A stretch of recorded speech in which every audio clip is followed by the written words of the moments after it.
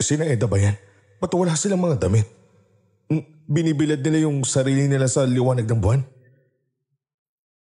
Diyos na mahabagin. Hindi ko inaasang makakasaksi ako ng ganito ngayong gabi. Tara na't umuwi ho niya. Payabang ka talaga kahit kailan. Ito sa'yo.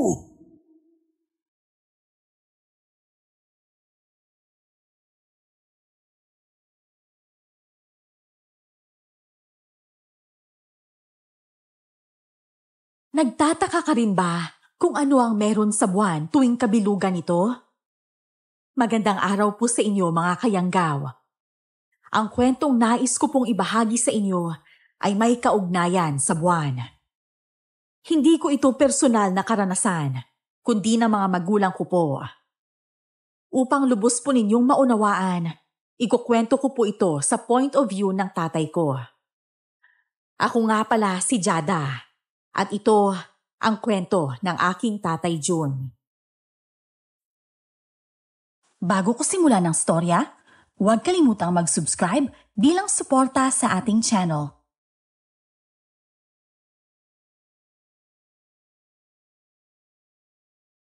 Ang lakas naman ng loob nila magtayo ng kubo sa lupay na hindi sa kanila. Mga tao talaga. Ano ba? May tao ba dyan? Labasin niyo ako. Ako may-ari ng lupa dito. Magandang hapon ho. Wala po kasi si nanay eh.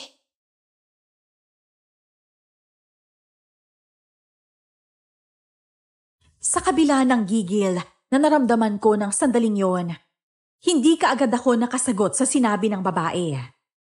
Aminado akong nabigla ako sa nakita ko.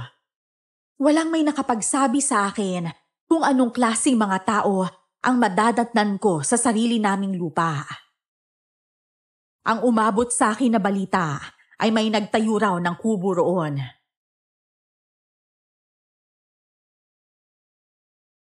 Kayo po siguro si Mang Jun. Ako po pala si Claudia. Anak po ko ni na Eda at Claudio. Kababata niyo raw po at matalik na kaibigan si tatay, sabi ni nanay eh. Sandali. Kailan pa kayo dumating dito ha? Bakit hindi ko nalaman kaagad? Teka lang. Baka niloloko mo lang ako. Anong patunay mo na anak ka ni Claudio, ha? John! Ikaw na ba yan? Naku, sa wakas nagkita rin tayo. Anak na. Bakit may takip kayo sa mukha, ha? Anong mga modus nyo? Nananakot para pabayaan na lang kayo rito? John naman, hindi ganyan ang pagkukwento ni Claudia sa ugali mo. Ako nga pala si Eda. Oo, huwag kayo lumapit sa akin. Akin tong lupa na to. Makawalan ko ng tirahan pag sinaktan niyo ako. Hindi kami nang-aano, June. Tao rin lang kaming tulad mo. Ba't kayo nagtatakip ng mukha kung gano'n? Ipakita niyo sa akin kung hindi. Magpapapunta ako ng tanod dito. Pambihira. Dapat nagpasama ako ng mga taga-barangay kayong wala pala si Miko at Tio Austin sa kanila eh. Gusto mo na ba talagang makita ang mga mukha namin, June? Baka mandiri ka rin katulad nila. Wag na lang. Patunayan nyo na lang na pamilya nga kayo ni Claudio. At saka sabihin nyo kung sinong nagturo sa inyo na pwede kayong magpatayo ng tirahan nyo dito. Hindi namin talaga ginusto ng anak ko na magkaganito kami, June. Kahit si Claudio, hindi niya ito ginusto. Tsaka, hindi ito nakakahawa. Gusto mo nang makita? Ang kulit mo naman. Sinabi lang ang wag na lang eh. Ang tanong ko na lang ang sagutin nyo. Mamaya mga takas pala kayo sa bilangguan ha. Ang lakas lang din ng loob nyo ano. Kilala mo ba talaga ako ha? Si Lola Gabing, June. Siya ang nagturo sa amin itong lugar. Lola niyo siya ni Claudio, hindi ba? Anong lola ka dyan? Nakikilola lang kami ni Claudio ron. Teka lang. Nasa na pa kasi ang loko-lokong Claudio na yun ngayon ha? Hoy Claudio! Pinag-loko mo ba ako ha? Ang tagal natin hindi nakita tapos ganito gagawin mo sa akin. Lagot ka talaga mamaya. Napayuko ang nagpakilalang Eda habang nagsasalita ako.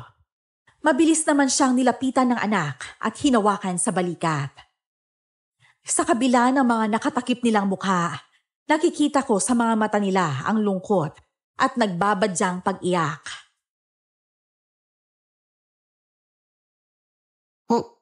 Wala na po si tatay eh. 3 buwan pa lang nung nakaraan. Nung namatay po siya. Patay na si Claudio. Akala ko dati sa Palawan siya tumira habang bumabiyahe ng Inter-Island na barko, hindi ba? Oo, doon nga kami nagkakilalang dalawa at nakabuo ng pamilya. Pero pareho kami mga dayo lang doon kaya namamatay siya sa barko nila mismo dahil sa heat stroke. Nakipagsapalaran kami umuwi rito. Pangkay na nang iuwi sa amin ng kaibigan mo, June. Iniwan niya kami nang hindi kami nakapaghanda. Ramdam ko ang lungkot pagkarinig ko sa mga sinabi nila. Pareho pa kaming wala pa sa 40 ni Claudio. Ni wala pa nga akong asawa at anak. Pero siya, may ulila na palang pamilya.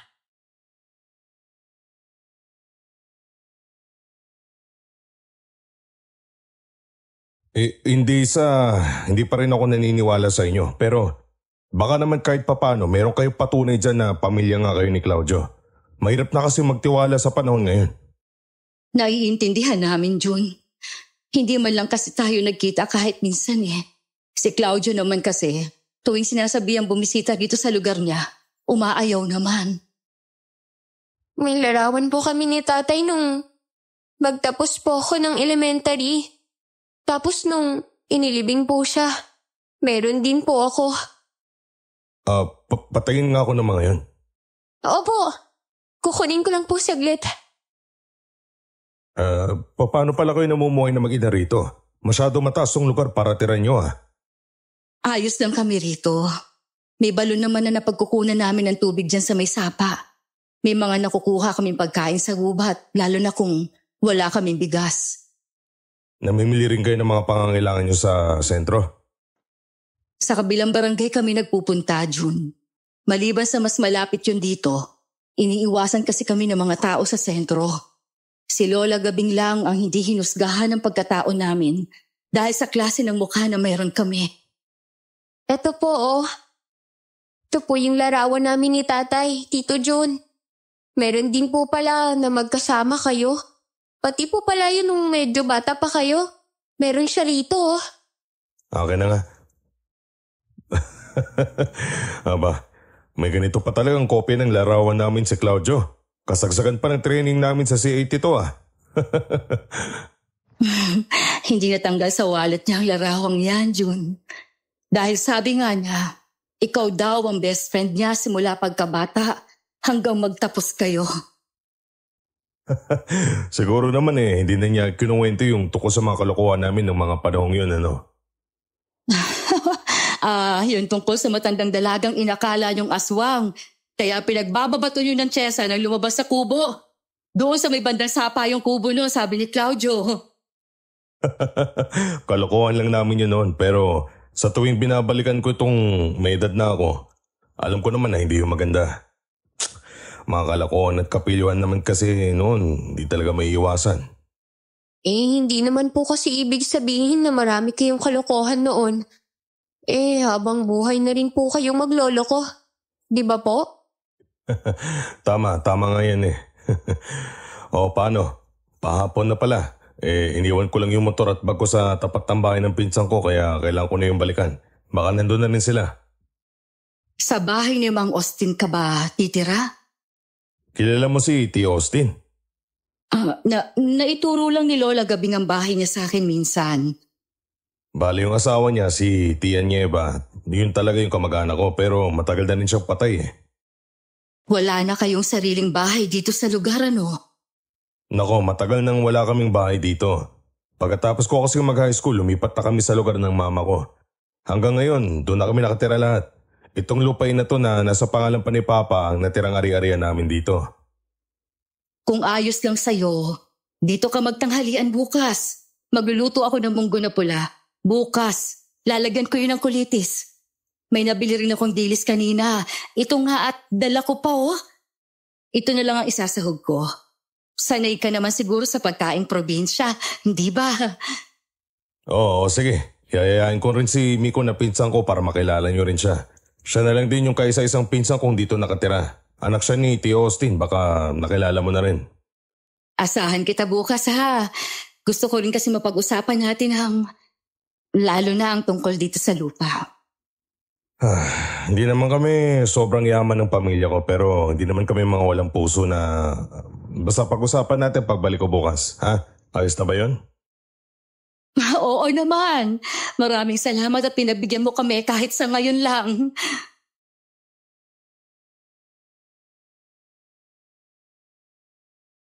Tinanguan ko lang silang mag-ina at nagsimula na akong bumaba ng burol. Napapalingon pa ako at medyo nag-iiba ang takbo ng utak ko. Yung tipong akala ko tao ang kausap ko. Tapos pagtalikod ko, nakakatakot na nilalang pala sila na nagtakip lang ng mukha. Muntikan na akong mapatid ng ugat ng niyog sa daanan kung hindi ko nakontrol ang takot ko.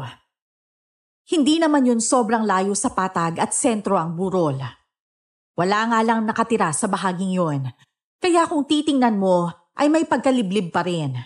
Wala pa ring tao sa bahay ni Miko pagdating ko dahil sarado pa rin ang pinto ng bahay. Papadilim na nun, kaya nagpasya akong puntahan na lang si Lola Gabing sa bahay nila. Nagsisilab si Lola ng datnan ko. Napasulyap kaagad siya pagtigil ko ng motorsiklo sa tapat ng yero na tarangkahan.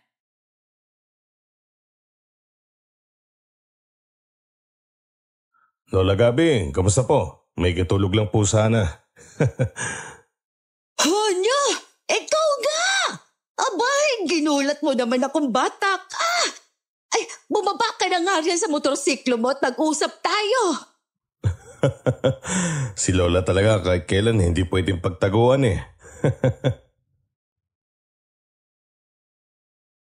Mano po la, masaya po ko na makita kayo ulit. Parang hindi lang senior citizen ang tindig eh. Nga po pala, wala po pala si Tio Austin sa bahay nila, no? Ay, kaawaan ka ng Diyos, Hunyo. Pumasok ka at ipatong mo doon sa loob ang bag mo. Saka na tayo mag-usap. Pati tunay na pangalan, hindi ako makakapagtago sa inyo eh. Walang senyales ng memory loss la. Ganyan talaga kapag mababait na mga bata noon pa. Hindi makakalimutan ng mga matatanda. Sino tumatanda la, ha? Ang sabihin nyo, pabata yata tayo ng pabata. Hay nako, ke bata o matanda man tayo, hindi na yan importante. Kung oras mo na, wala na tayong magagawa. Katulad na lamang ni Claudio. Hindi ko nga rin nalaman la, kung di ko pa nakausap yung mag-ina niya. Siguro, kaya parang gusto ko rin umuwi rito kahit yung lupa naman talagang iniisip ko dahil may kaugnayan pala to sa kanya. Nako, doon ka na pala galing sa burol. Pasensya ka na pala kung hindi na ako nakapagpaalam sa'yo na doon ko sila pinatira sa lupain ninyo. Pinagalitan mo rin ba sila o natakot ka rin sa mag-ina na yon, ha? Medyo nagalit ako la pero hindi ko pa nakikita yung mga mukha nila le. Mag-isa lang kasi ako. Mahirap nang kumaripas ako ng takbo nang wala sa oras. Sino bang nakapagsabi sa'yo na may nakatira na ron? Si Miko ba? May nakapagbanggit lang kay Papa na taga rito la. Bilang panganay sa amin, ako na ang pinapunta niya. Pero la, ano bang meron doon kina Eda? Nakita mo na ba mismo ang mukha nila? Bakit kailangan nila magtakip ng mukha? Nasa lahi na raw ni na Eda yung mga butlig-butlig na yon. Mukha nga rin naman kasi siyang balat na bilog. Hindi naman yun parang anumang oras puputok ano. Kung ganun, bakit hindi nyo na lang sila dito pinatira kasama nyo? Kasi naman, kesa magkasama kami rito sa bahay tapos pandirihan din lang sila ng mga taga rito. Baka sa kakatanggol ko sa kanila, mapaaway pa talaga ako. Pare-pareho pa kaming mamomroblema. Wala na talaga silang ibang mapuntahan la, no? Si Claudio, wala rin palang lupain at kamag-anak dito. Parang lungkot ng kapalaran ng kaibigan ko na yun. Kaya lang, siya rin naman kasi ang umalis tas di man lang nagparamdam. Sinabi mo pa, ibinenta raw nila ang lupa nila ron sa Palawan at nagpa siyang makipagsapalaran dito sa atin. At ikaw din naman kasi ang una nilang hinanap bago ako, Hunyo. Buti nga kayo, hindi nyo pinagbebenta ang mga minana ninyong kalupaan sa mga lolo at lola ninyo, ano? Nagkataon lang siguro na nakaluwag-luwag din sila mama at papa la. Tapos pinalaki pa kami kailangan magbanat ng buto at gumasa sa pamanang lupa. Pero may iba tayo la. Kasi nga, di ba manunugis kayo ng aswang? Wala kayong kakaibang naramdaman dun sa mag-ina ni Claudio? Anong kakaibang naramdaman, Taryan? Ang sabihin mo, natatakot ka rin doon kasi hindi mo nakita yung mga mukha nila. Bakit naman kasi hindi mo tiningnan? Alam niyo na la, kahit nasabihin natin hindi tayo matatakot, hindi talaga may iwasan. Di hamak na mas maraming kababalaghan na nangyayari rito sa atin na mas nakababahala kesa ganyan. Katulad na lang nung kung bakit hanggang ngayon wala pa rin yung street light pinangako ng barangay. Ang dilim ng kahabaan ng kalsada rito sa atin sa gabi. Sino ba yung kapitan dito ngayon? Ba't hindi naayos yun? Baka ikagugulat mo to pero ito ang totoo ngayon. Kasi yung si Susana na anak ng pinabato ninyo sa sapa noon. Siya na yung kapitana rito ngayon. May anak pala yun siya. Boy pa po ba yun la? Matagal na rin patay yung si Candida. Natagpuan na lang yung nakalutang dun sa sapa na malapit sa burol nyo. Yung anak naman niya, yung kapitana ngayon. Talaga po? Doon lang siya namatay tapos kapitana na yung anak niya ngayon. Naikwento mo ba yung kay Eda? Kasi sa balon malapit doon daw sila nag-iigib ng tubig Di ko na binanggit. Mamaya baka matakot pa. Saka ko na lang sasabihin. Hindi ko lang masabi kay Lola na medyo kinilabutan ako sa mga nalaman ko. Kung anong katatakutan na ang naisip ko, pero inalis ko rin kaagad. Nagkunwari na lang akong interesado pa sa usapan namin. Malapit sa isa't isa si Kapitana at ang Tio Austin mo. Ay nako. Total, eto hindi na rin naman na lingid sa kaalaman ng mga taga rito. May relasyon ang Tio Austin mo at si Kapitana Hunyo. Hindi nga po. Magkasing edad na yata kayo ni Tio Austin Tapos yung si Kapitana ilang taon na po ba? Mas matanda naman sa'yo si Susana, Magsi-50 na rin yata. Sa bagay. Kung pareho rin lang naman po silang walang sabit, bakit nga ba hindi po? Ay, nako. May punto ka rin naman, pero ako kasi ang naaasiwa at hindi komportable sa kanila. Ewan nga lang din, ha? Masyado lang din siguro akong maarte.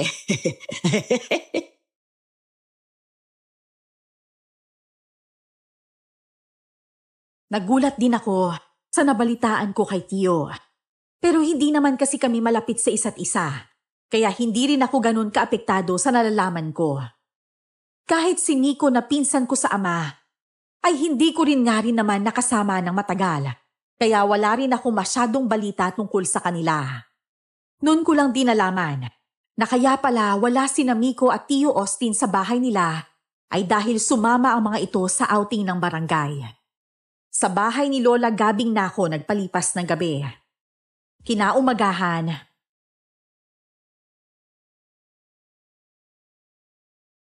Kabilugay ng buwan pala mamaya. Kaya sa hapon na lang tayo umalis at pumunta kina Eda. Kaya lang, tanghalian ang usapan namin la. Baka maghihintay ang mga yon. Ako ang bahalang magpaliwanag sa kanila. Kailangan ko rin kasi pumunta sa burol para sa kabilugan ng buwan. Si Lola talaga. Isasama pa ako sa mga kababalaghan na gagawin niya. Tumigil ka nga! Ay duwag ka pa rin ba hanggang ngayon? Hindi naman sa ganun la. Kaya lang, pagdating sa mga kababalaghan, alam niyo namang hindi ako mahilig sa ganyan. Basta. Total, nandito ka na rin naman. Isasama na kita.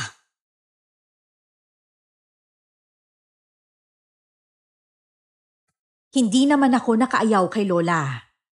Nakakahiya naman kasi sa kanya na 60 anyos na at kilalang manunugis ng aswang. Tapos ako na mas bata, matatakutin pala. Nang gabing yun, hindi ko inaasahan na makakatuklas pa kami ng panibago na namang kababalaghan sa burol, sa mismong kabilugan ng buwan.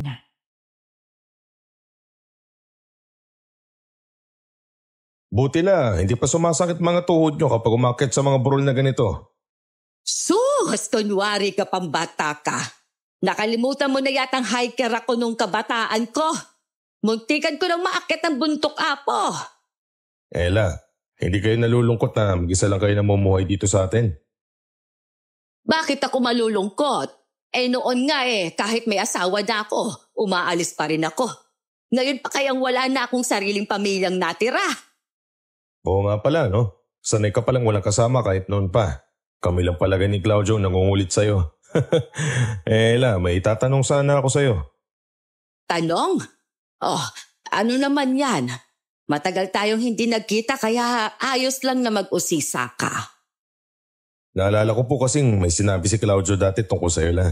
Kaya raw mas naunang namatay yung asawa niyo at saka anak kasi ginantian raw kayo ng mga pamilya ng aswang na napaslang niyo na. Totoo po ba yun la? Masakit mang tanggapin pero mukhang ganun na nga ang nangyari, Hunyo. Kaya mas lalo akong matapang ngayon at nagpupursiging mapuksa mga halimaw na mga aswang. Ngayon pa na mag-isa na lang ulit ako. Hindi lang simpleng tapang ang meron kayo kung ganun la. Hanga ako sa tibay at lakas ng loob nyo kahit pa sa edad nyo yan. Ako tuloy ang nahihiya na kahit sa simpleng kakaibang itsura ng mag-ina ni Claudio ay natakot ako. Di ko pa nga yung nakikita. Tumahimik na ako. Malapit na kasi kami sa bahay. May mga puno ng niyog na lang na humaharang sa paningin namin. Tapos ang malawak na damuhan na parang bakura nila.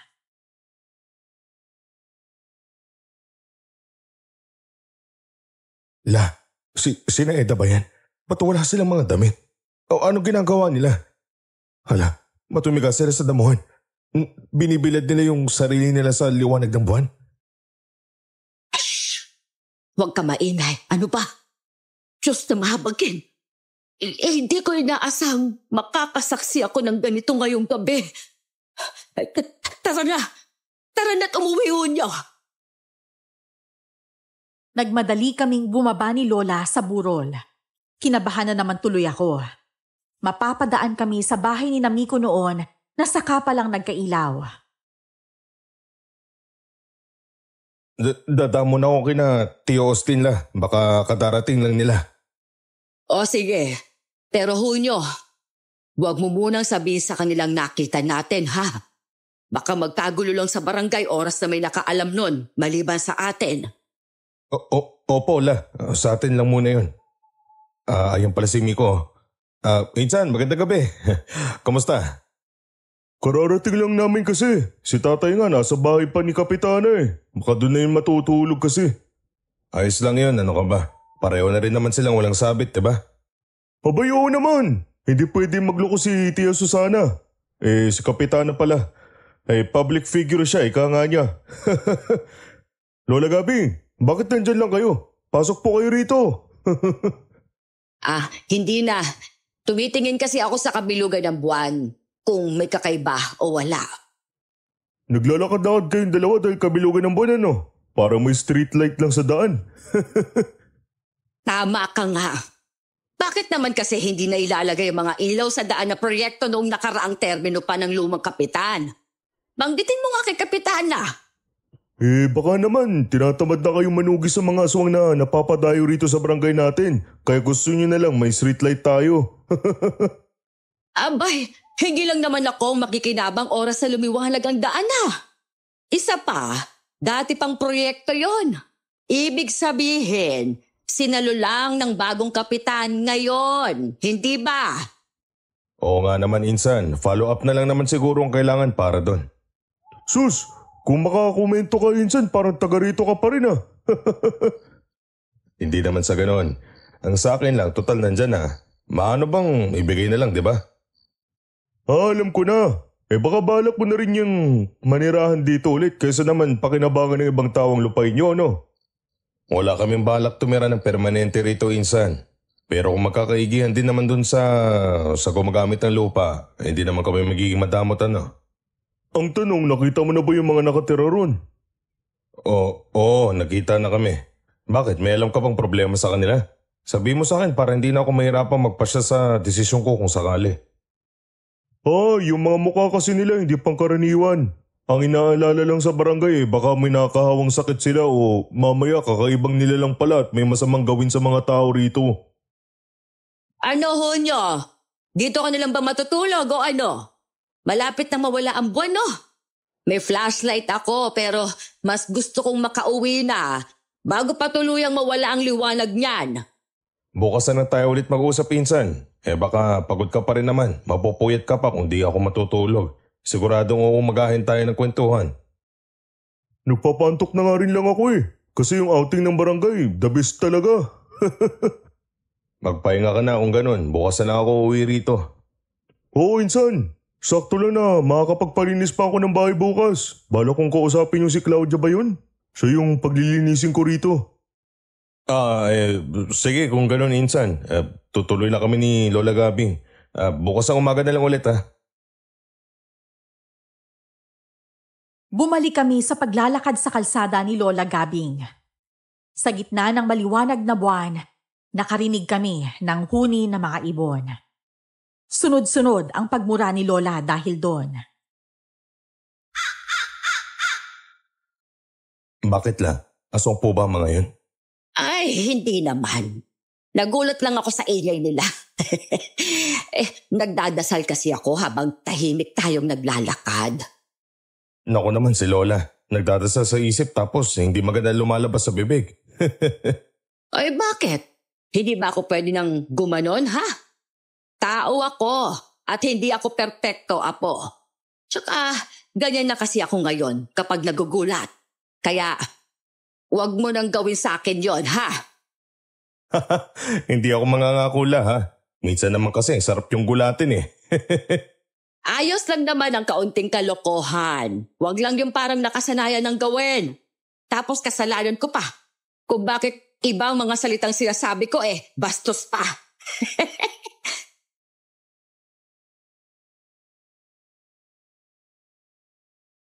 Hindi na namin pinag-usapan ni Lola ang tungkol sa nasaksihan namin sa burol. Parang pareho na lang naming sinarili ang tungkol doon. Napanaginipan ko patuloy na may mga walang damit na aswang ang nakapalibot sa bahay ni Lola ng gabing yon. Pagsapit ng umaga, babalikan ko na sana ang paksa tungkol sa mag-ina nang marinig namin ang pagtawag ni Nico mula sa tarangkahan. Magkasunod kami ni Lola na lumabas ng bahay.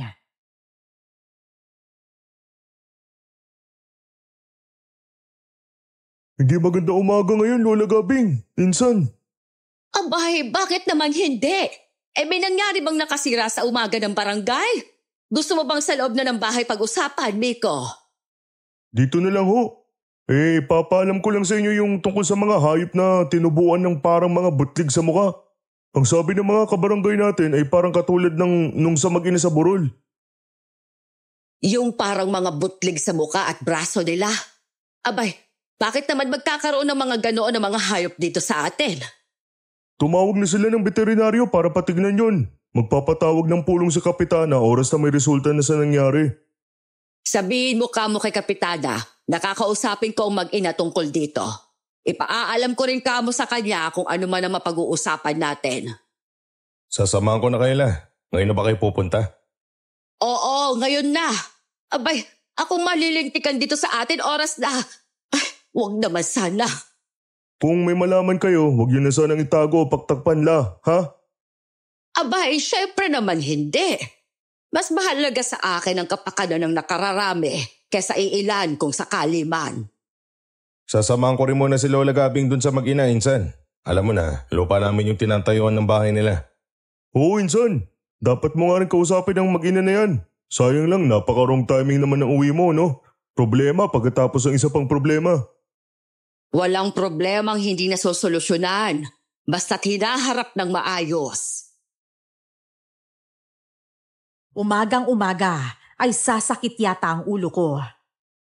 Ang isang buwan ko na pahinga sa trabaho ay mukhang mas nakakapagod pa yata. May hindi sinasabi ang mag-ina sa akin. Alam ko. Yun palang nakita nating ginawa nila kagabi. Pero di ba ikaw nga rin parang may ritual tuwing kabilugan ng buwan? Paano kung ganun din pala sina Eda at Claudia? Abay, dapat nilang sabihin sa atin kung ganon. Naisip ko nga rin yan kasi kagabi. Kaya niyaya na lang kita umuwi. Baka maistorbo natin sila roon. Bago pa man kami makarating sa bahay ng mag-ina, nakasalubong na namin pababa ng burol si Claudia. Balot na naman ang mukha nito.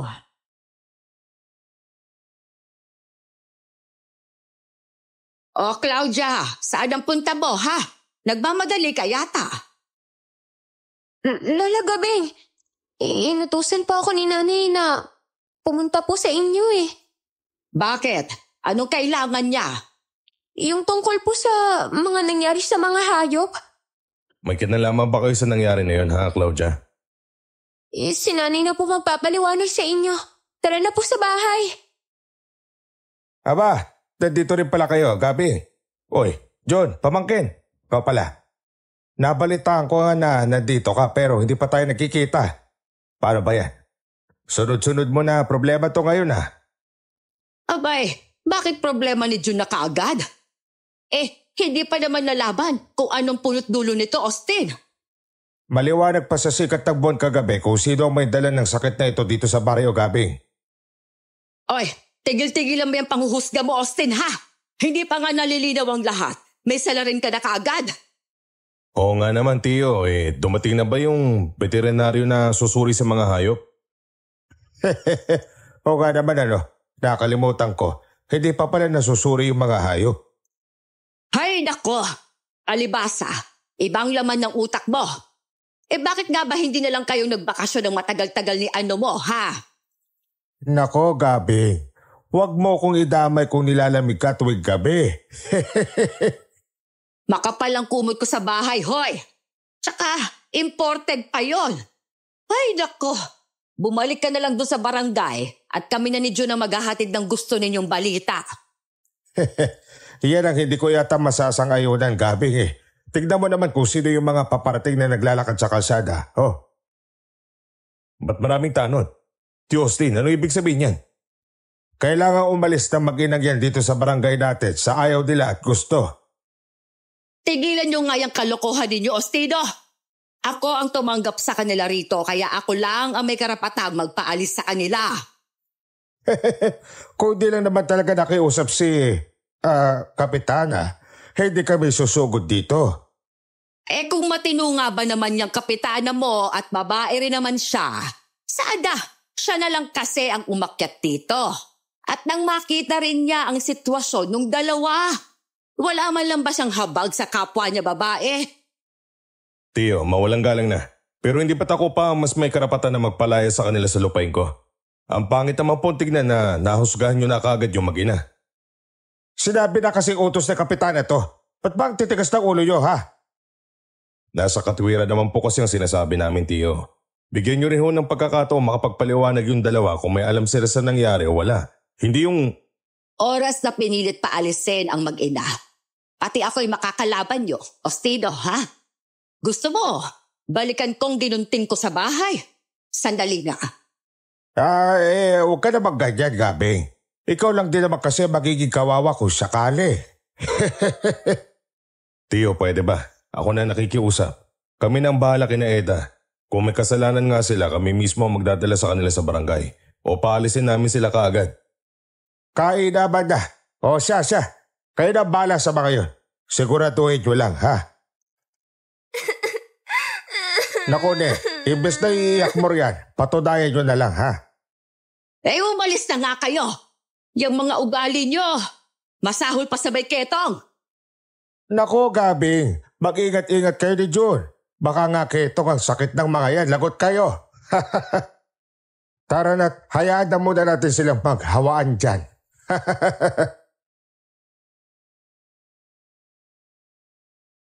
Naunang tumalikod si Tio Austin bago pa man maabot ni Lola Gabing ang buhok niya. Gigil na gigil ang matanda sa inasal ni Tio. Pinigilan ko na lang siya dahil wala rin namang silbi ang magalit. Dismayado naman ako sa naging ugali ni Tio. Saka pa lang kami nagpatuloy kina Eda. Lumabas naman si Eda sa bahay at sinalubong kami. Nakasuot na rin ng balabal sa mukha.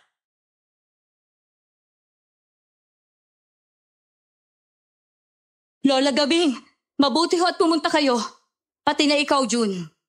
Hindi ka dumating kahapon para sa tanghalian.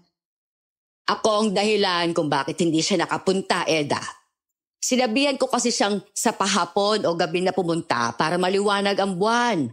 Bala ko kasing mag-ritual dito para sa mga bato ko kagabi sana. Tama si Lola Gabing, Eda. Ihintayin namin na lumabas ang buwan bago pumunta rito. Ibig sabihin, nandito na kayo ng kabilugan ng buwan? Kung ganon, nakita ninyo kami ni Claudia na nagbibilad ng katawan dito mismo sa damuhan na ito? Ganun na nga, Eda. Kaya ipaliwanag mo ngayon kung ano yung nakita namin. Maliwanag. Imbes na sumagot, nagyakapan muna ang mag-ina dahil sa pag-amin ni Lola. Nagtaka kaming pareho na nakatingin sa kanila dahil doon. Parang masaya ang mga ito. Teka nga ha. Anong ibig sabihin yan, Eda, ha? Abay, huwag niyo naman kaming gawing tanga ni Hunyo rito, ano? Pasensya na kayo. Maliwanag na sa amin ni Claudia ang nangyari ngayon. Ipapaliwanag ko rin ho ang lahat, Lola Gabing. Okay de, umpisahan mo na kung gano'n. Naman ka naman. Nagkakagulo na sa barangay dahil sa nangyari sa mga hayop. Kung hindi pa namin napigilan si Austin at ang mga tanod, baka itinataboy na kayo paalis dito ngayon. Dito na lang ho ba tayo? Mag-uusap o gusto niyong pumasok sa loob ng bahay? Dito na tayo sa labas. Nababanas ako sa sitwasyon kaya ayokong nasa loob. Mabuti nang dito na lang sa labas, Eda. Sige na, magkwento ka na. Teka, ikukuha ko lang po kayo ng upuan. Nagmadali si Claudia na pumasok ng bahay. Paglabas niya, ay buhat-buhat na niya ang mahabang upuan na gawa sa kawayan. Sinalubong ko pa siya at ako na ang nagbuhat noon, patungo sa kinaroroonan ni na Lola Gabing.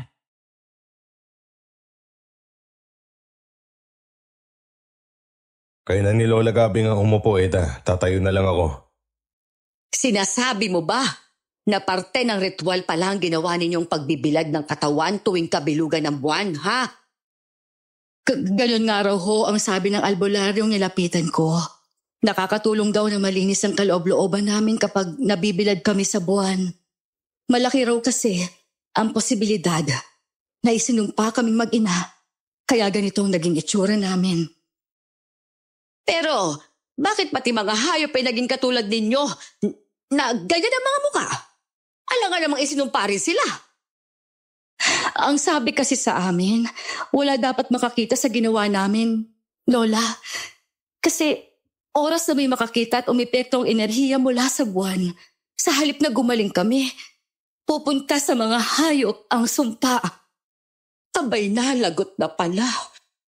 Hunyo, kung totoo ang sinasabi ni Eda, tayo nga yata ang may kasalanan sa mga nangyari sa mga hayop dito sa atin. Hindi naman kasi natin sinasadya yun, La. Sino bang matinong taong may gusto mang istorbo sa ritual ng may ritual, ano? Oo nga naman, ano. Pero kung ganun nga, sa halip na magsisihan tayo, kailangan nating makaisip ng solusyon sa problema natin na yan. Pwede ko bang makita kung ano talagang itsura nyo? Para naman hindi ako nag-iisip na matatakot ako kung hindi naman pala kayo dapat katakutan kasi. Claudia, anak, ipakita natin sa kanya ang itsura natin. Sige na. Nagtanggal nga ng balabal ang dalawa. Napakurap ako ng ilang beses at medyo napaatras pa. Lumunok ako at sinubukang magsalita pero hindi ko alam ang sasabihin ko.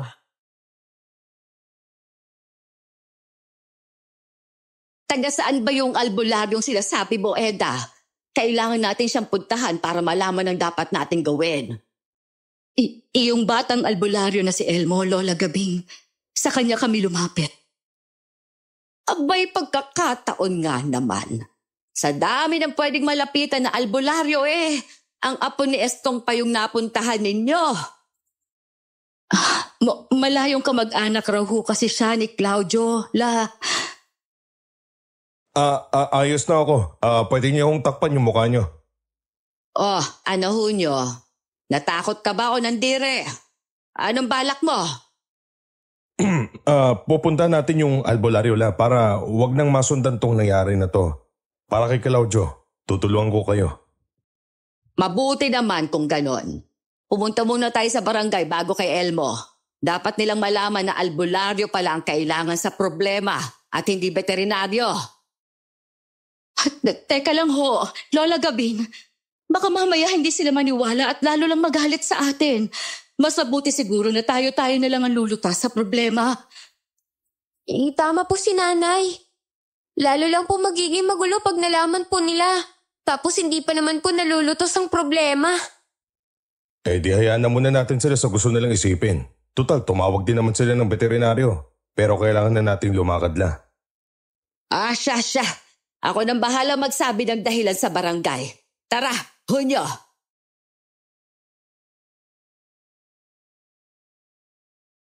Bumaba kami ulit ng burol. Pagdating sa daan, may nakasalubong kaming binata na halatang nagmamadali at si Lola Gabing pala ang hinahanap.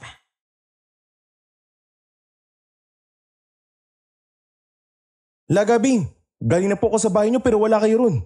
May nakapagturo sa kanya, nasa burol daw kayo. Elmo! Ay, Diyos ko! Mabuti naman at naparito ka. Nabalitaan mo na bang nangyari rito sa barangay namin? Opo, La. Umabot na kaagad sa amin yung nangyari sa mga hayop dito. Hindi ko alam ang bahay ni Ate Eda kung nasaan. Pero nabanggit ka na kasi niya sa akin, kaya ikaw na muna sinadya ko.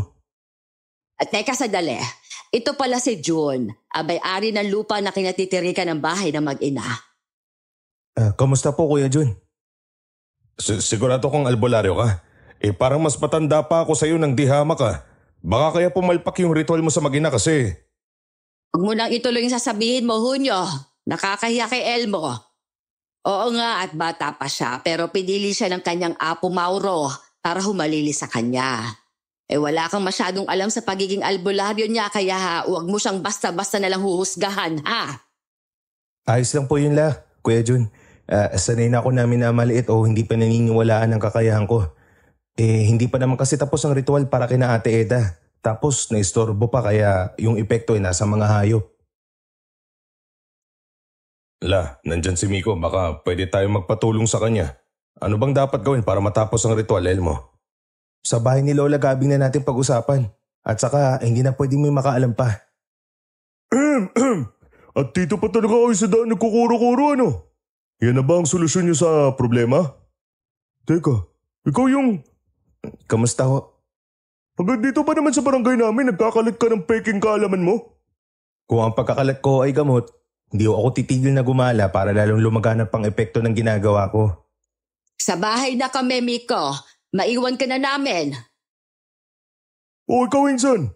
Huwag mo sabihin magiging sunod-sunuran ka na rin dyan sa kanila. Alam mo namang problema rin to ng lupa ko, Insan. Ang mabuti pa, Jude. Sumama ka na rin muna sa pinsan mo, ano? Pero La, baka makatulong din po ako sa inyo. Kaya na namin ito ni Elmo. Oo nga pala, Miko. Pakisabi nilang siguro sa barangay na mag-ritual din kami ni Elmo para makatulong sa nangyaring pagkakasakit ng mga hayop. Hindi niyo pinuntahan yung mag-ina, La? Galing na kami ron, Insan. At kahit sila mismo ang sabi, albularyo ang kailangan para makapag-ritual para sa ikagagaling ng mga hayop. Ritual pala. O sige, kung yun ang naisip nilang paraan para makatulong, bakit ka ba hindi ano? Pero Insan, kung ako sa inyo, benta nyo na lang yung lupa oras na naayos ang gulo. Para sa susunod wala nang gagamit ng hindi nagpapaalam. Saka ko naisipin yun, Insan. Nasa bahay pa pala ni Lola Gabing yung bag ko. Tara, samahan mo na lang ako ron para sabay na tayo umuwi sa inyo. Sige, tara.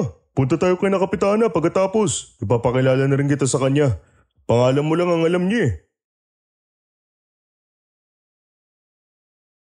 Sumunod na rin kami ni Miko kina Lola Gabing at Elmo na naglalakad. Naririnig ko ang mga usapan nila tungkol sa mga gagamitin nila sa ritual. Manok na itim ang paa, pwede na yun, Lagabing. Pero dapat isa sa may kinalaman sa ritual ang maghahanap nun. Itim na manok? May nakita ko rin sa alaga ni Kapitana. Mukhang hindi yun nadamay sa sakit. Sasabihan ko na lang si Claudia na pumunta kay Kapitana para bilhin yon. La, ako na lang ang bibili ng manok. Pwede naman, di ba? Kasali na rin ako sa ritual nito. Ibang klase ka nga rin minsan, no? Kahit sa syudad ka na nakatira, naniniwala ka pa rin sa mga ritual dito sa probinsya. Ikaw ba? Hindi ba't si Tia noon ay naggaganon din? Si tatay, hindi na rin naniniwala kaya hindi ko na rin ginagawa. Ang importante naman sa amin kung ano ang ngayon na. Pero wala namang masama kahit paminsan-minsan maalala ninyo rin ang mga ginagawa ng nanay mo, Miko. Tatanungin ko si tatay kung gusto niya ho. Oh, pumasok ka na rin, Miko. Dito na lang ho ako la. Mabilis ka lang naman siguro insan, di ba? Oo, mabilis lang ako. Bagla naman yung dala ko. Yung motor ko, sakit na lang natin. Pumasok pa ako sa bahay ni Lola Gabing. Napapailing ako dahil sa nangyayari. Inaayos ko ang bag ko nang lapitan ako ni Elmo.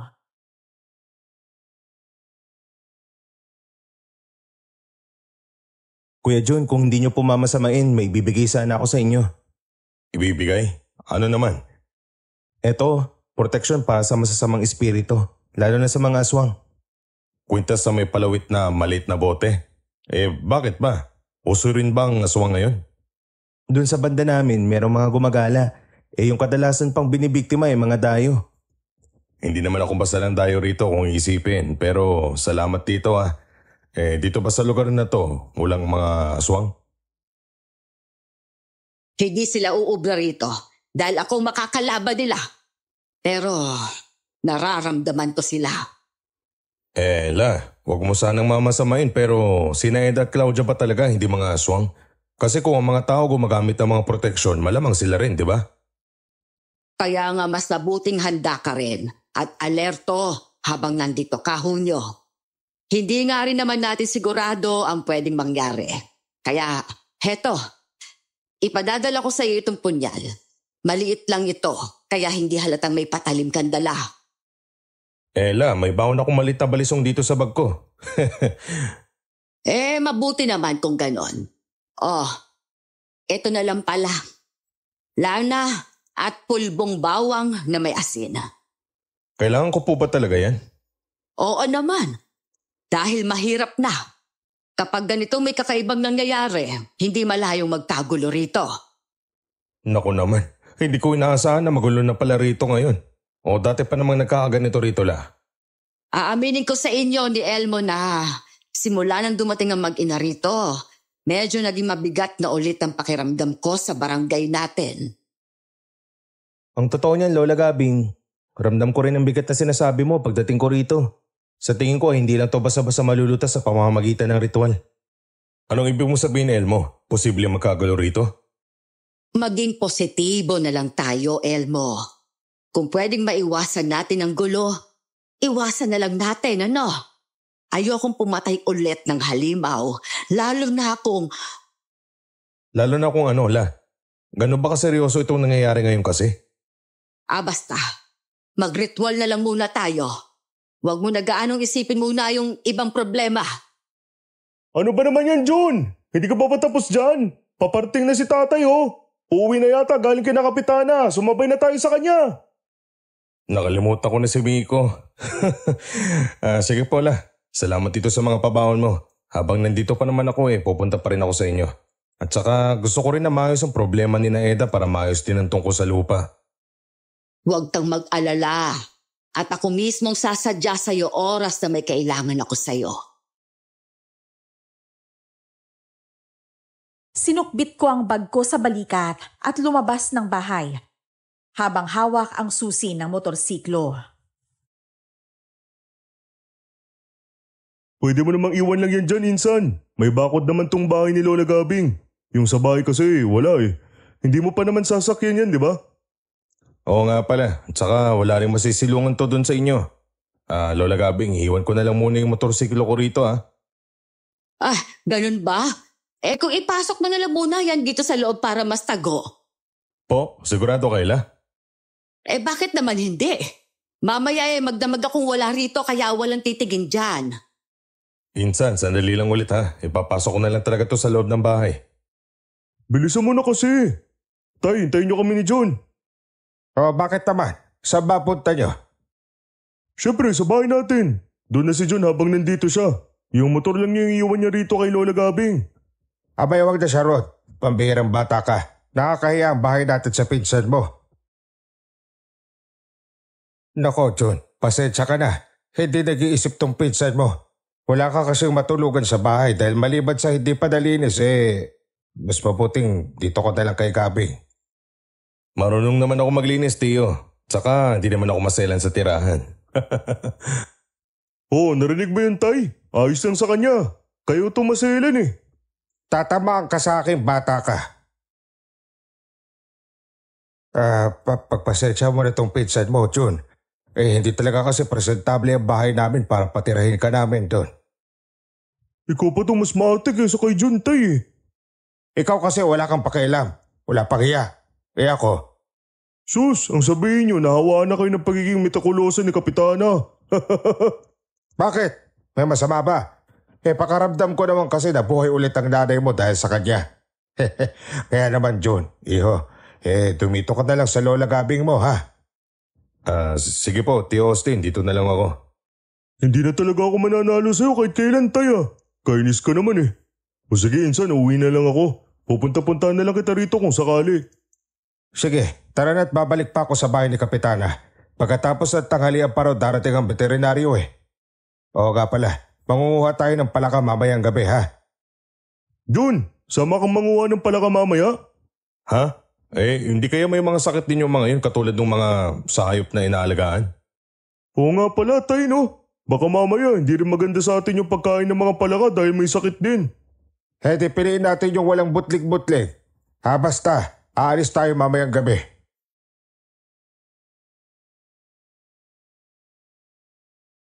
Pagkaalis ng dalawa, tinanaw ko pa muna sila. Ewan ko, pero pakiramdam ko, may tinatago sila sa akin na hindi ko mawari. Bumalik ako sa loob ng bahay na napapaisip tuloy. Nakatanaw lang din pala sa amin sina Lola Gabing at Elmo.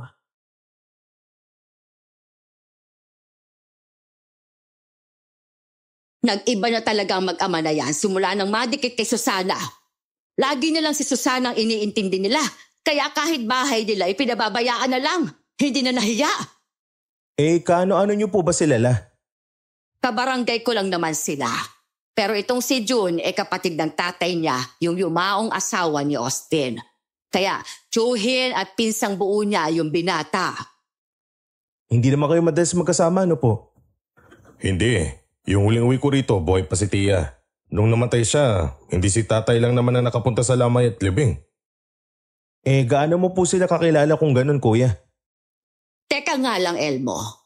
Saan pupunta yung mga tanong mo, ha? Mukhang may hindi ako magandang naaamoy, ha? May problema ka ba sa kanilang dalawa, ha, Elmo? Ano po kasi, unahin na lang po muna natin yung ritual. Kailangan maagapan yung mga hayop. Iba kasi ang epekto sa kanila ng butlig-butlig kaysa kina Ate Eda na hindi naman nakakahawa. Lalo pang nadagdagan ang pagtataka sa mag-ama dahil doon, pero sinarili ko na lang din. Nang magpunta kami kina Kapitana para bilhin ng manok, hindi namin siya nakaharap.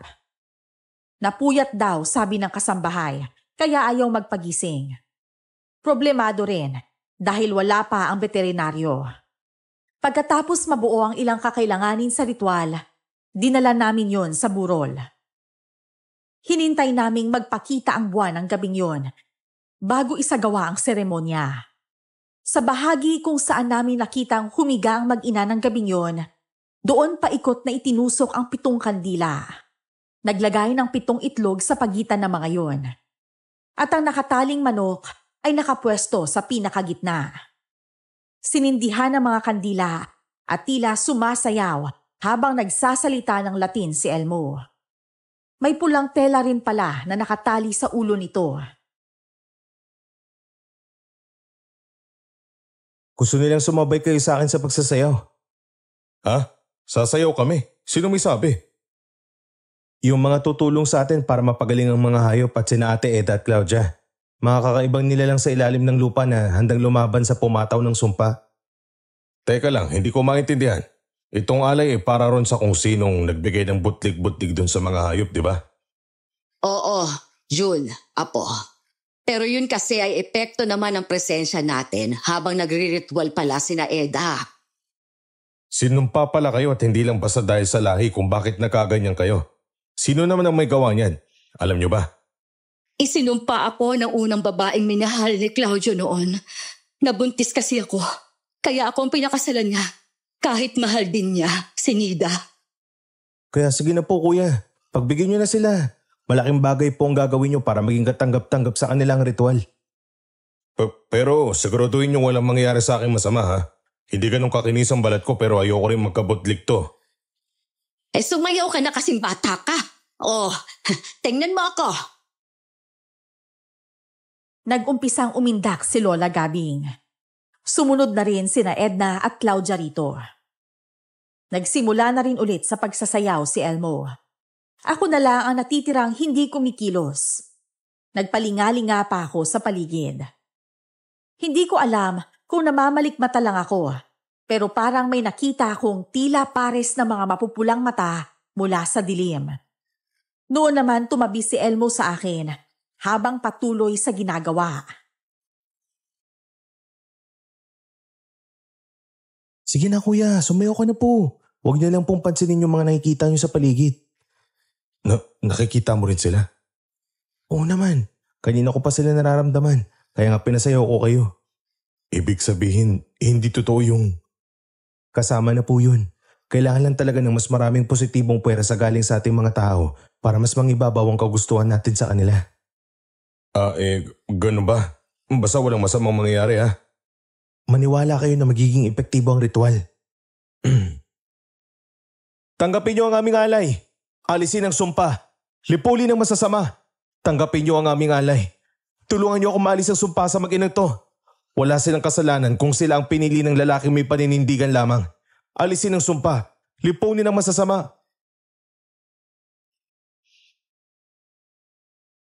Nagpatuloy lang kami sa pagsayaw.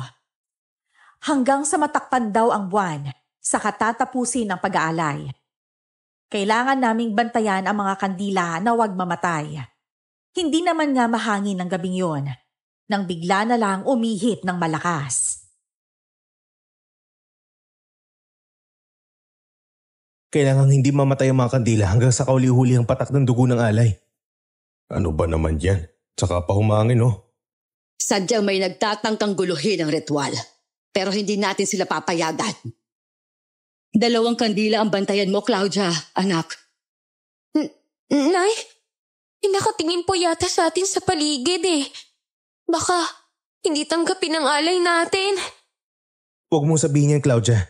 Magtiwala ka na mananaig ang magandang intensyon natin kaysa masamang binabalak ng mga nakatingin. Nag-ingay ang manok na ginilitan sa leeg.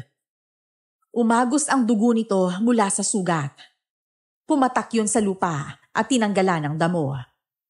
Walang apoy doon, pero para akong nakakakita ng usok. Alay inyong tanggapin. Sumpay alisin. Alay inyong tanggapin. Sumpay alisin. Alay inyong tanggapin. Sumpay alisin. Bantayan ninyo itong 2 pang kandila. Itataboy ko lang itong mga istorbo na to. Pumasok sa loob ng kubo si Lola Gabing. Pagbalik niya, ay bitbit na niya ang kanyang ginunting na klase ng patalim. Para rin yung espada kong titingnan. Nagpunta siya sa direksyon kung saan may nakita akong namumulang pares ng liwanag. May parang umangil pa na mga hayop doon.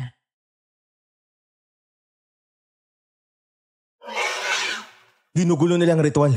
Ayaw nilang ibigay ang kahilingan yung mag-ina na alisin ang sumpa. Wala na ba kaming karapatang mamuhay na normal? Habang buhay na lang kaming pandidirihan at katatakutan. Masahol pa sa halimaw ang tingin ng mga tao sa amin ito. Sino ba kasi yung mga nanggugulo na sinasabi mo, Elmo? Mga aswang na interesado sa mag-ina. Naghahanap sila ng mga mabibiktima na nawawalan na ng pag-asa sa buhay at bibigyan daw nila ng bagong pag-asa. Oh, Aldo ha? Ayaw ninyo magpakita sa akin? Maglaban na tayo ngayon nang matapos na ito. Lumalakas po yung ihip ng hangin. Baka po mamatay yung kandila Kaunting tiyaga na lang. Matatakpan ang buwan ng mga ulap. Humada na rin kayo at baka umatake sila. Mapapalaban tayo sa mga aswang? Hindi ko inaasahan yon. Kung may iniisip man akong pwedeng manggulo, siguro ay mga duwende o espiritu. Pero aswang. Oo kuya, interesado sila kina Ate Eda at gusto nilang gawing kalahi nila. Paano mo nalaman ng tungkol dyan? May nagsasabi ba sa'yo, Elmo? Parang yung tagahatid ng balita? Nalaman ko yan dahil ginawa din nila yan sa baryo namin. Inilapit sa akin ng nanay ng isang estudyante ron na nagkaroon ng depresyon ng problema. Ang totoo, inaaswang na pala yung bata. Elmo, papadilim na. Humanda na kayo.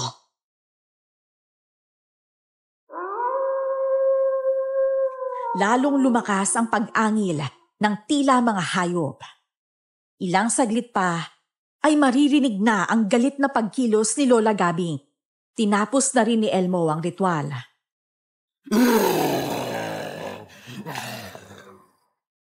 Tagalin niyo ng kandila at ipasok sa loob ang mga alay. Pambira. Ako nakukuha sa mga itlog. Naku, buti na lang luto na ang mga to. Huwag niyo nagtakang alisin ang sumpa sa inyo, Eda. Sumapit na lang kayo sa amin. Kami ang aalis sa sumpa ninyo at sabay-sabay tayo magkakalat ng lagim. Lumapit ka rito! Aba, iwas ka ng iwas Takot ka rin matamaan kita ng ginunting ko na tong aswang ka, ha? Duwag ka rin pala. Hindi ito ang paraon para maglaban, tanda. Hindi ko ang binunta ko rito. Eda, turinig mo ko. Babalikan kita sa susunod na araw dito. Hindi kami sasapi sa inyo, ano ba? Mga halimaw kayo! Huwag mo pilitin ng ayaw, aswang ka. Ngayon, kung hindi pa kayo aalis, may kita mong hinahanap mo. Kahit kailan talaga mga salot kayo.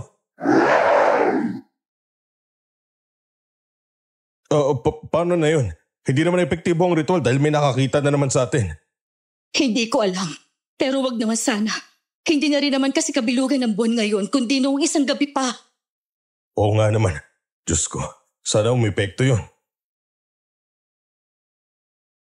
Hindi naman nakipaglaban kay Lola ang aswang, base sa mga narinig namin mula sa loob ng bahay. Ganun pa man, kinakabahan na ako sa posibleng mangyari oras na hindi nila makuhang sumapi sa kanilang mag-ina. Ang malaking katanungan pa sa isip ko kung sino ang aswang na yon.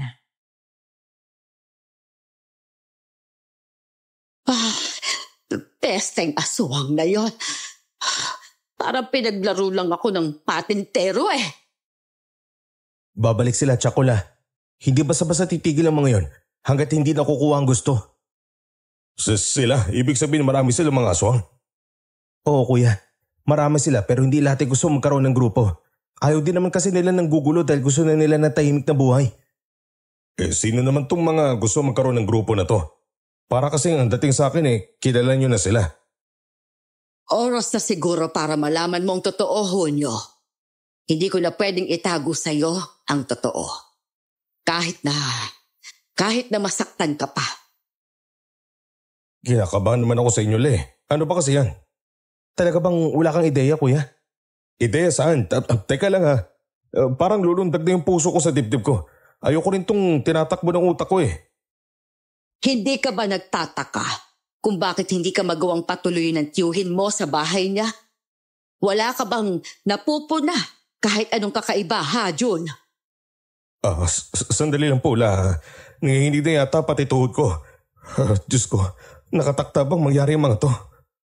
Hindi mo ba napansin kung bakit hindi ako pumapasok sa bahay nila at ganon din sila sa bahay ko. Unang beses pa lang, hindi mo na nahalata na ayoko kay Kapitana? Umupo ka rito, Juno. Teka, ikukuha lang kita ng tubig. Ako na po, Nay. Ito po yung tubig, oh. Tito. Simula nang mamatay ang tiya Nieva mo at naging mas malapit si Kapitana at Austin, nagbago na silang mag-ama. Si Kapitana? Ibig bang sabihin aswang din ba si Kapitana? Buti sana kung naging aswang na lang siya. Madali ko siyang matutugis oras na nahuli ko siya. Pero hindi siya ganon. Isang mangkukulam pala ang walang hiya. Taga saan po ba dati si Kapitana, Lola Gabing? Kinakabahan din tuloy ako sa sinabi niyo. Ayaw mong maniwala sa akin, Nay. Kamukha talaga siya nung sinasabi mong first love ni Tatay. Ibig sabihin may kaugnayan ng lahat ng pangyayaring to.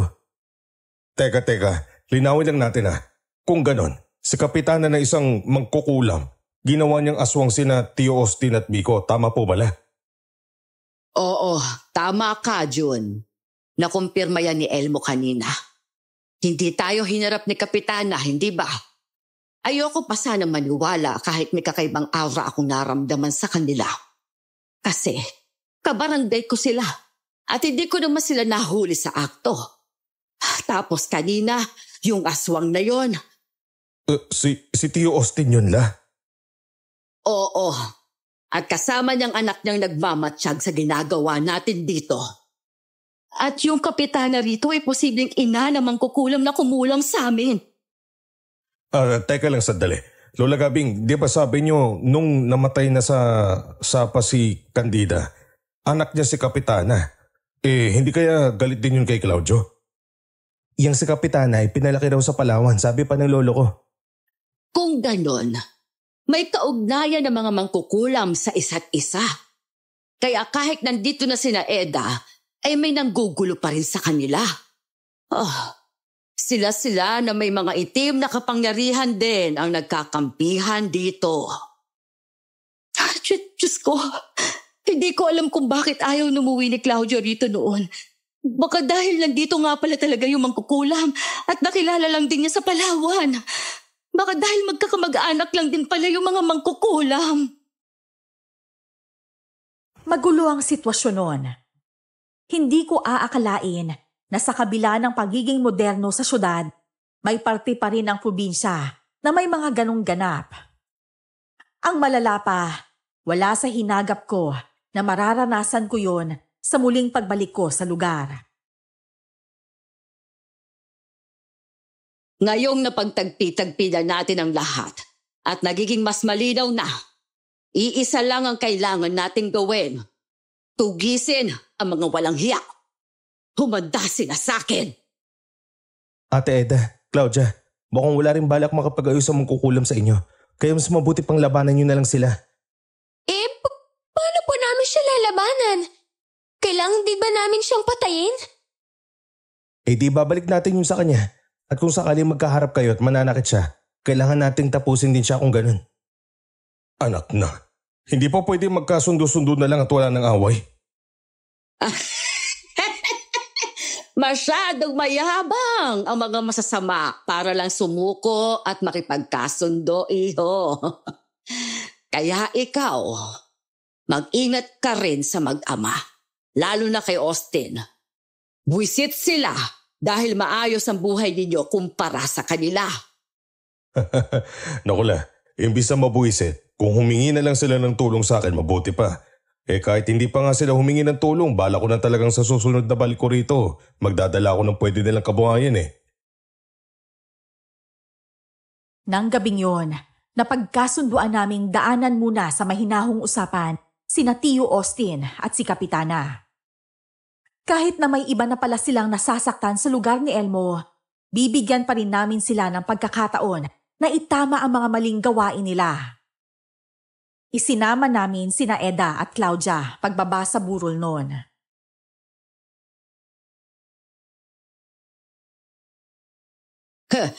mukhang maraming tao sa bahay ni Kapitana. Tara nga, Jun. Makibalita tayo.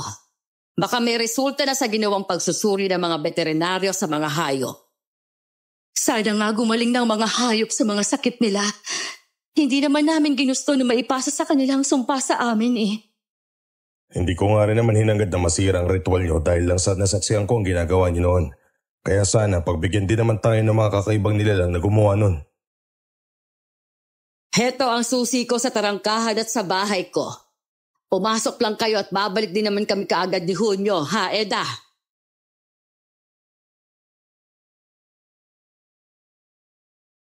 Lumakad kami ni Lola ng ilang daang metro hanggang sa bahay ni Kapitana. Ang bumungad na balita sa amin, namatay ang veterinaryo. Dahil naggalit daw rito si Kapitana sa mga sinabi nitong walang sakit ang mga hayop, kundi nasalinan lang ng sumpa. May mga tao na rin palang naniniwala na sumpa nga yun at may hinala ng si Kapitana ay isang mangkukulam. Kaya wala sa bahay niya ang babae dahil nag-alsabalutan na raw at kasama pa sina Miko at Tio Austin. Kasama rin ang ilang kamag-anak. Naging mailap ang tulog sa amin ng gabing yon dahil sa mga nangyari. Mabuti na lang, may magandang balita kahit paano kinaumagahan.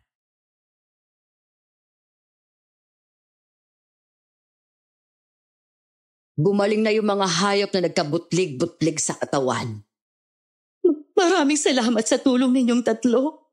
Binigyan niyo kami ng pag-asa ng anak ko.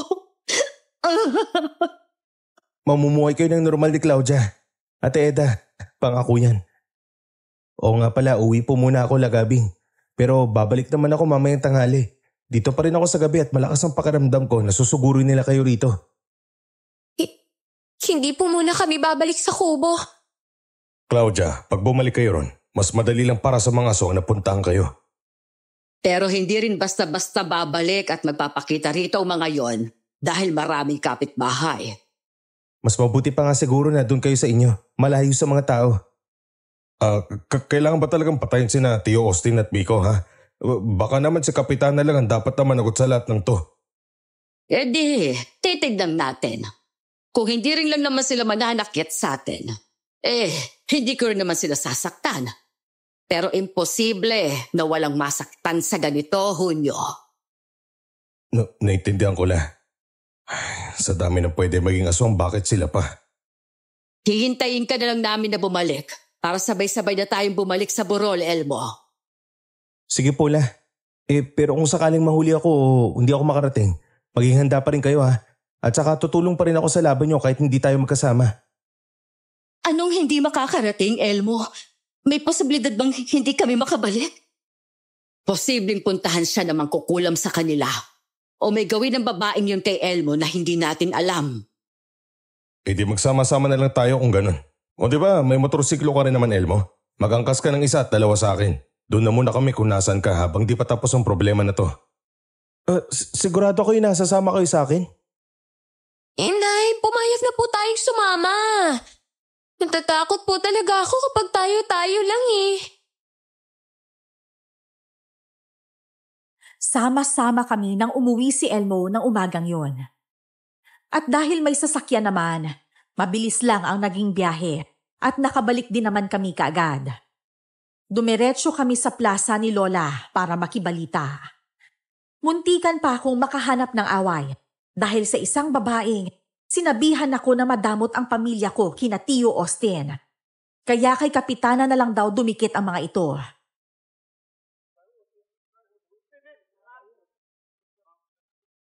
Nakakalalaki po yung alin na yun, la.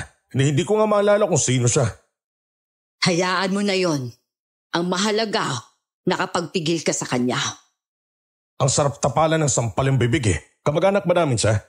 Gaano ba niya kakilalang pamilya ko para husgan niya ng gano'n na lang? Kababata ng tatay mo si Tiosi, sa pagkakaalam ko. Dito naman sa barangay, kilala siyang numero 1 taga-Puna. Pampihira naman oh. Makakagawa ko ng kasalanan nang wala sa oras dahil sa kanya. Yung mga yan ang dapat isinusumpat pinapakain sa mga aswang eh.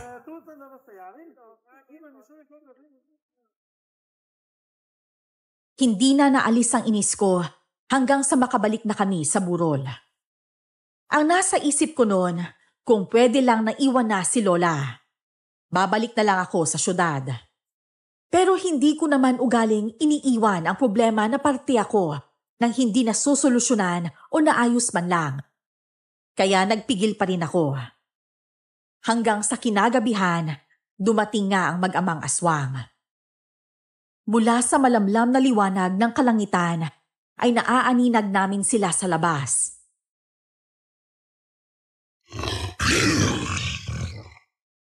Mga ordinaryong aswang lang naman sila. Hindi nga lang natin malalaman kung hanggang saan ang kakayahan nila hanggat hindi natin sila nakakalaban. Para silang mga wala sa sarili na galit. Makausap ko pa ba sila kahit papano? Subukan mo lang, Hunyo. Baka sakaling makinig naman sila sa'yo. Tingnan mo, para rin naman silang naghihintay. Papasukin po ba nila tayo rito? Baka pag-ibayin nila tong kumo.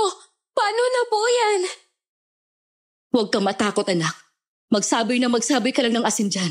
Matatakot yan sila. Alerto dapat kayo. Huwag ninyong hahayaang masaktan kayo. 2 lang sila at 5 naman tayo. Hindi uubra ang mga yan. Kahit kailan, hindi ko pinangarap na maging aswang. Kausapin ko na sila.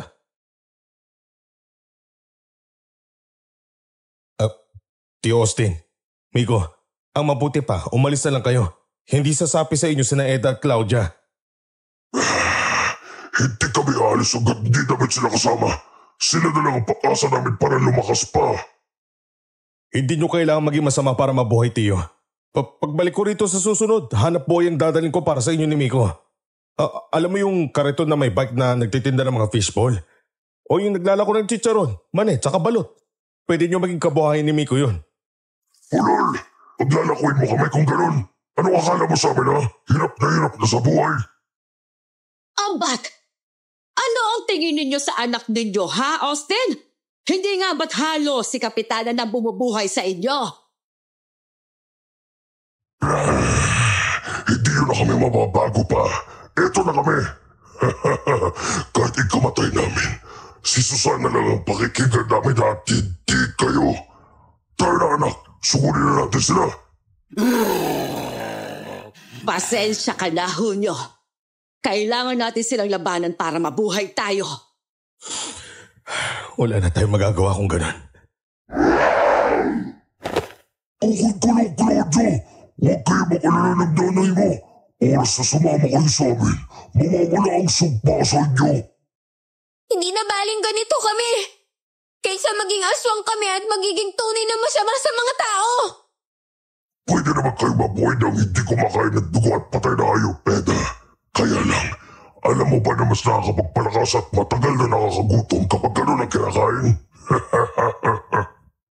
Mga halimaw kayo! Hindi kayo bagay sa mundo ng mga normal na tao. Nagalit lang ng husto ang dalawa dahil sa narinig. Hindi na namin sila napigilan pa at nasira na nila ang pinto at nabutas ang dingding. Pero naghihintay na sa kanila si Lola Gabing. Hindi pa naman siya ganun katanda at halatang sanay siya sa kilos gamit ang kanyang sandata. Umaangil ang mga aswang sa bawat tama niya. Pero pumasok pa rin ang mga ito na parang baliwala lang.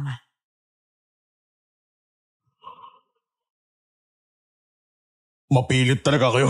Sige, pagtutulungan namin kayo. Sumali na rin ako.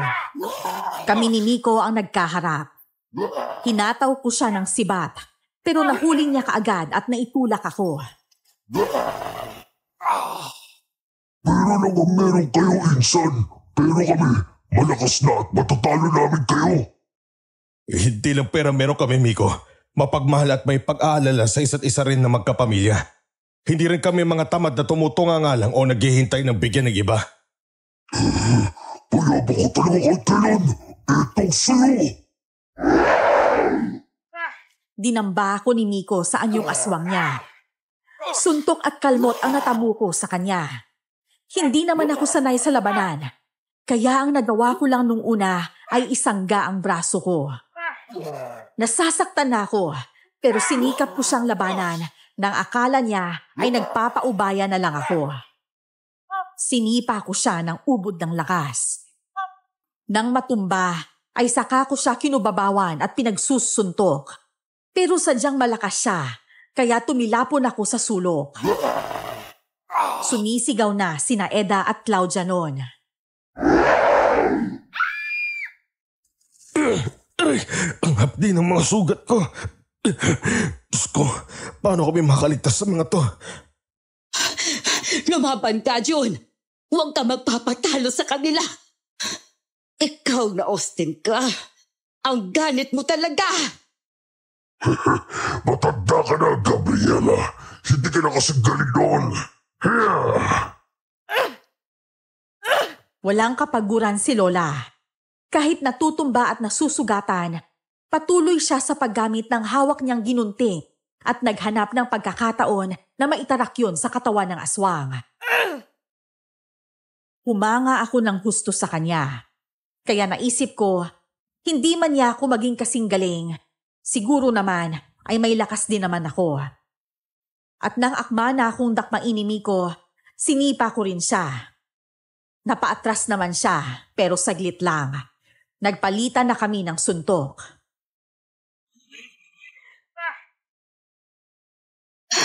Ayaw niyo talagang tumigil ng mga aswang kayo? Pues, hetong isang buhos ng asin! Ako naman! May mga kung anong sinabi si Elmo na nagpatigil sa dalawa. Pero saglit lang yon, dahil mula sa labas ay may babae ring nagsalita ng Latin. Nahulaan ko kaagad na si Kapitana yon. Sinasabi ko na nga ba't nandiyan ka lang? Tayo ngayon na magtutuos sa mangkukulam ka. Tapusin na natin to, Gabriela. At sa muling pag-atake ni Tio Austin, hindi na niya naiwasan ang patalim ni Lola Gabing. Nasapul siya sa dibdib at ilang beses pang naulit yon. Paalam sa inyo!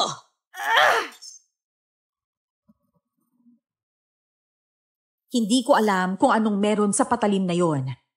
Pero sa bawat tama nun ay nagkakaroon ng liwanag na ikinatakot ni Miko. Kaya kahit nahawakan na sana nito si Lola Gabing at handa ng sakalin para itong napaso. Nagkaroon ng pagkakataon ng matanda na hatawin ito. At sa huli ay itinarak na rin sa katawan ang ginunting.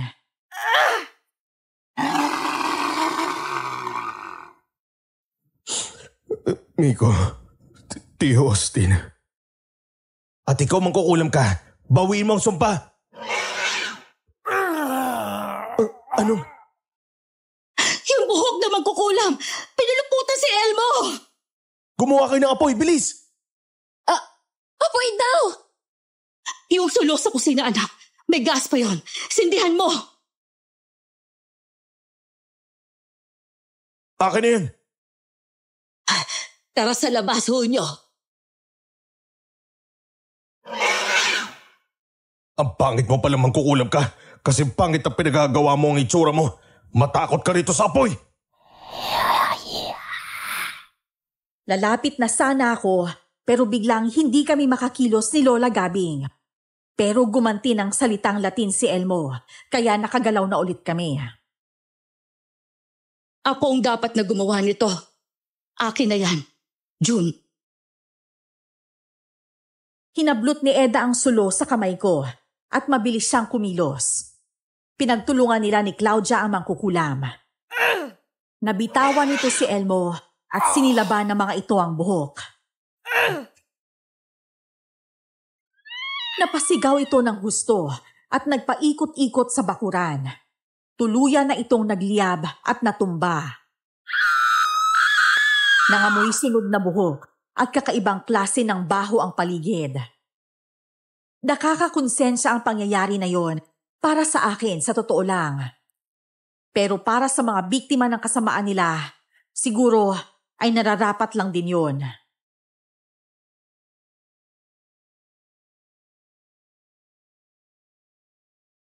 Kung gusto nyo dito na tumira, Eda, pwede sigurong hulug-hulugan mo na lang ang parte ng lupain na gusto mo. Salamat, June. Pagsisikapan namin ni Claudia yan. Bagong buhay at bagong pag-asa na naghihintay sa inyo bukas, Ate Eda. Claudia. Hindi lang para sa inyo, kundi para sa ating lahat. Oh, June, alam ko na masakit, pero kaya mo yan. Parang napanood ko lang dati sa pelikula to ah. O paano nararanasan ko to? Magdamag akong hindi nakatulog sa bahay ni Lola nang bumaba na kami. Kaya maaga pa ay nasa plaza na kami dahil ipinaalam ni Lola Gabing ang nangyari. May mga hindi naniwala sa kanya, pero karamihan doon ay nasa panig niya. Magtatanghali na nang magpaalam ako.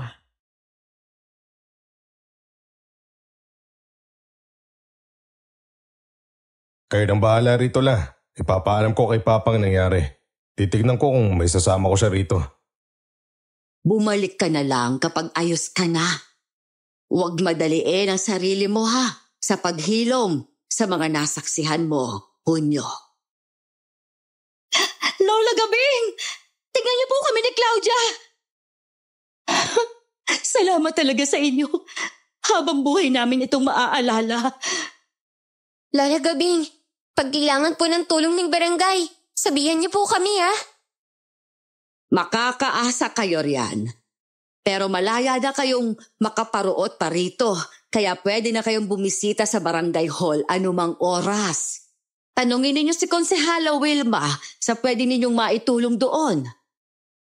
Sa susunod na araw na lang po, ipapaayos pa kasi namin ang bahay. Ako na pong gagawa nun, ate. Makahulugan ang tawa na yon ni Elmo. Kitang-kita ko ang kislap sa mata niya nang tingnan niya si Claudia. Napangiti na rin ako at napatingin kay Eda. Nang muli akong bumalik sa lugar, nalaman ko na nakasangla rin pala ang bahay at lupa ni Miko. Sumama sa akin si Papa Ron para ayusin sana yon at ang lupa namin. Nagpabalik-balik din ako ng ilang taon doon, hanggang sa nakapangasawa na. Hindi mahirap mahalin si Eda. Nagkaroon pa kami ng isang anak. Minsan din naming dinalaw ang puntod ni Claudio sa Palawan at napagpasyahan pang ilipat yon sa amin.